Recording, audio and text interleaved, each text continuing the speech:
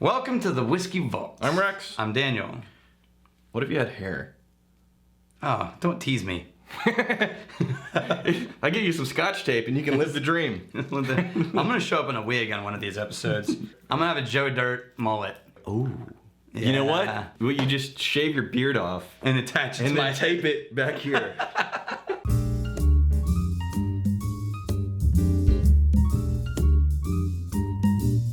So, Maker's Mark, and we're gonna do the cask strength Why are we doing the cask? because the normal one is downstairs for our whiskey class.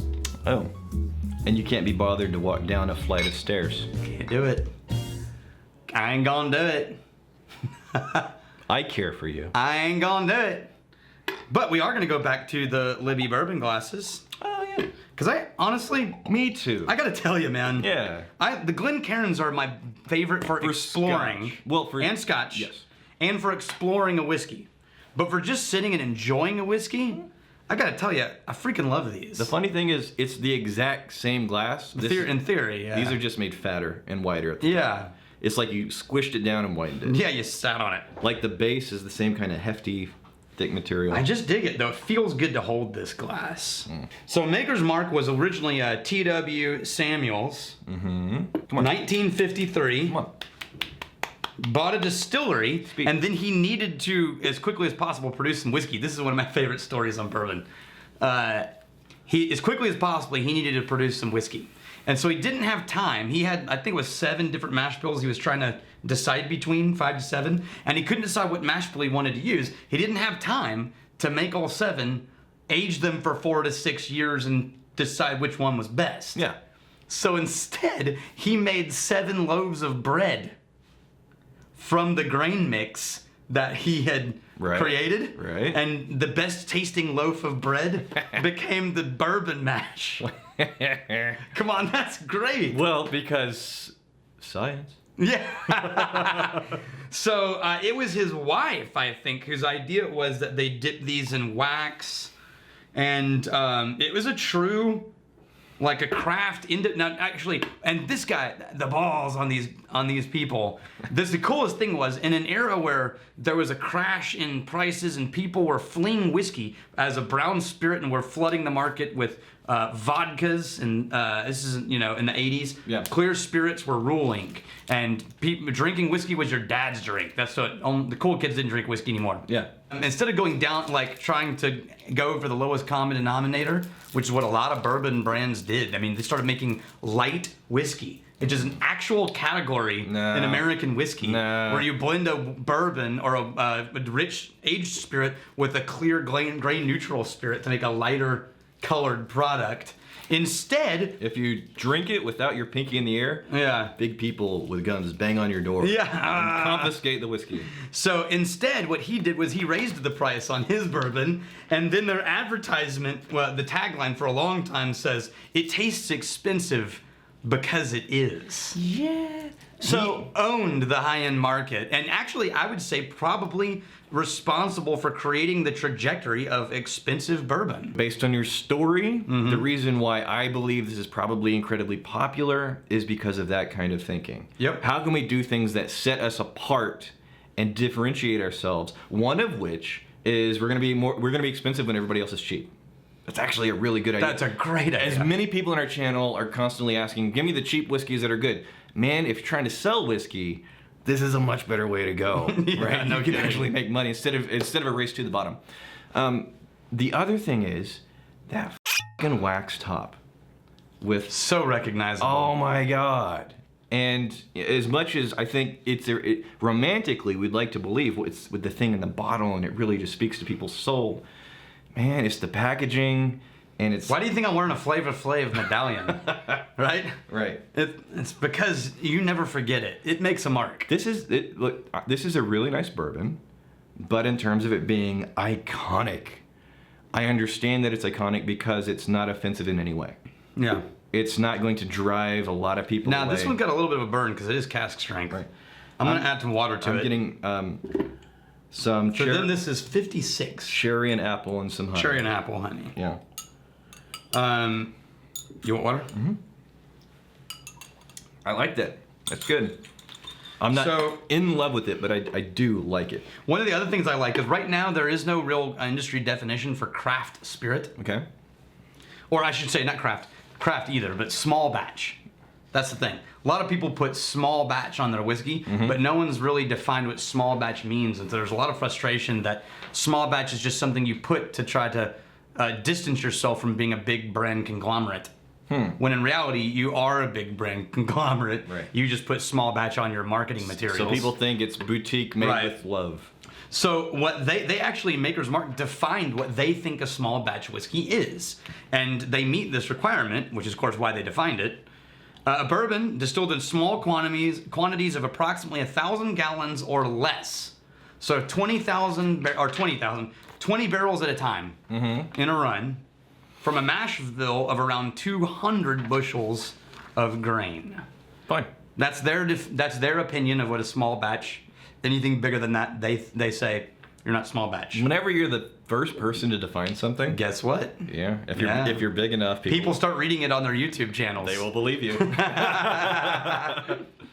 Wisdom for Wizards. For all the new subscribers to this channel, here's a rundown of what to expect.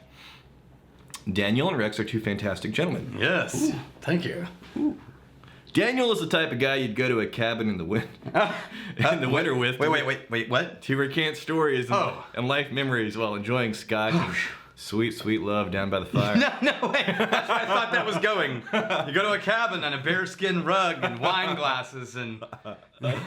Rex is the type of guy you hit the club with and wake up in the morning in a different town in different clothes. Totally. I haven't been to a club in like 10 years. I am the most boring person in the world. Yeah, he is. Yeah. Like, this curmudgeon calls me up. You want to go out? It's like, eh. No. Yeah, I'm the one that goes out. He doesn't go out. You must decide whether you are Team Cookie or Team Biscuit. There's no middle ground. That's true. Ultimately, you're either Team Cookie or you're wrong. There are random My favorite was there's a reply to his in the comments that said, I think you misspelled Team Biscuit. There are random sparkles in the beard and the teeth. And look for them. Thrown in by the editor. Try to find them all. Try to catch them all.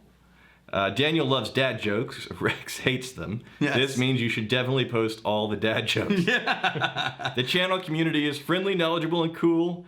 But there's even a guy here that is crew on a Viking ship. Yes, that's true. We have our own Viking in-house. Over time, you will notice your liquor cabinet growing and your bank account decreasing. Yes. Sorry, not sorry. This is just economic law as you spend all of your hard-earned money on whiskey you've seen here. It's normal, and no, it won't pass with time. Wisdom for Wizards, that's a great write-up. Yeah. That may need to replace the channel intro for, like, here's what's actually going on. Someone said... We are impoverishing you. I'm going to launch this out there as an idea. Someone said you guys should launch a Facebook page. Now, here's my problem with that. One more damn thing I have to maintain. How many people would be down for doing some Facebook? And should it be private? Now, here's what I will tell you. If we do this, I'm going to appoint other people as managers of the page. Yeah, we'll start the page and we'll bring in people to manage it, because I'm not doing that. I'm not doing it. Right. So, but I think it's a great idea to have a community of people you can post things, run things by, ask questions. We'll be there. We just... Yeah. I just don't want it to have to be something that's one more list of things to do in my head. I might have a mental breakdown and leave the show entirely. So, Wait, what? No, what? I won! I just discovered Rex's long game. Right. I am the sommelier and the mooch and I vault. So let us know in the comments if you'd be down for some Facebook, whatever the hell people they do on Facebook. Yeah. And we'll start a page and we'll appoint people to do things. Yeah. Jonathan Swadley. Hey guys, I was thinking of going to a whiskey festival event coming up in my area. Any tips on not coming off like a barely intermediate whiskey and scotch drinker that I am? And, okay, yeah, absolutely. So yeah. So this is fun. Definitely go. Those are so fun. Monocle? You get the chance to meet people. Yeah, definitely wear a monocle. Make your own medallion. Yeah. No, all you need to do is, all people want at those things is someone who appreciates whiskey. They don't give a shit how much you know. They don't want to hear about your opinions about their whiskey. That's not why they're there. They're not looking for reviews. They're just like excited. They're just glad to meet people who are glad to drink their whiskey. So just be nice, be grateful, Ask questions if you're curious, because actually running a table at one of those things can be mind-numbing when you're just like pouring and pouring. They deal with nothing but mooches all day. Yeah, it's helpful when you're running a table like that to be distracted by someone who you actually enjoy talking to, who is asking questions you can actually answer, and it sort of gives you some time. It passes some time. Now, don't do that at the table where there's a line of 40 people waiting to get a pour. That makes you an asshole. The more I drink this, the more I'm incrementally liking it more and more. Yeah, it's one of the more cinnamon bourbons I've ever tasted. Cinnamon, and then you mentioned peanuts a long time ago. I'm getting that now. And some cherry and apple in there. Yeah. The wood flavor on this is long and it stays forever, if you know what I mean.